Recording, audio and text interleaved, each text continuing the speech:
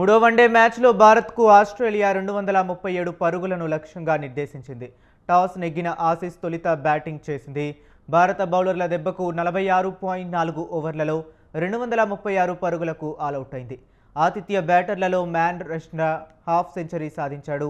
Team India బౌలర్లలో హర్షిత్ రాణా 4, సుందర్ 2, సిరాజ్, కులదీప్, అక్షర్, ప్రసిద్ధ్ కృష్ణల తలో wicket తీశారు. ఈ మ్యాచ్లో 6 భారత బౌలర్లు బౌలింగ్ చేశారు. ప్రతి ఒక్కరూ ఒక్క వికెట్ తీసుకున్నారు. 1986 తరువాత ఇలా ఆసీస్పై ప్రతి బౌలర్ వికెట్ తీయటం ఇదే తొలిసారి.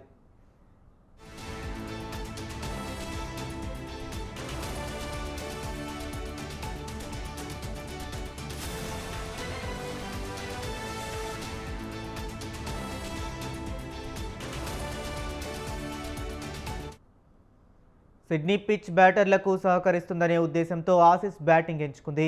అందుకు తగ్గట్టుగానే ఓపెనర్లు తొలి వికెట్కు అర్ధశతక భాగస్వామ్యం నిర్మించారు.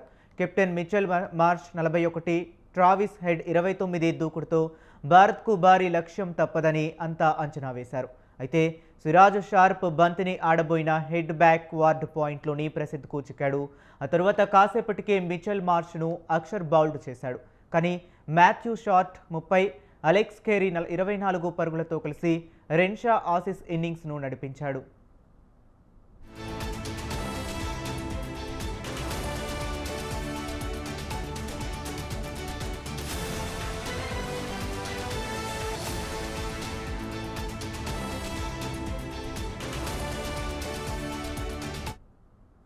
ఈ సమయంలో మరోసారి భారత బౌలర్లు విజృంభించి ఆసీస్ వికెట్లను పడగొట్టారు. రెన్షా ఇచ్చిన క్యాచ్ను విరాట్ కోహ్లీ అద్భుతంగా ఒడిసికపెట్టాడు. ఈ ఇన్నింగ్స్కు ఇదే హైలైట్.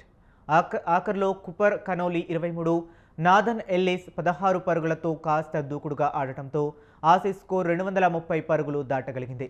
కీలక సమయంలో ఎల్లిస్ను ప్రసిద్ధి అవుట్ చేశాడు. ఆ తరువాత ఆసీస్ ఇన్నింగ్స్ ముగియటానికి పెద్ద సమయం పట్టలేదు.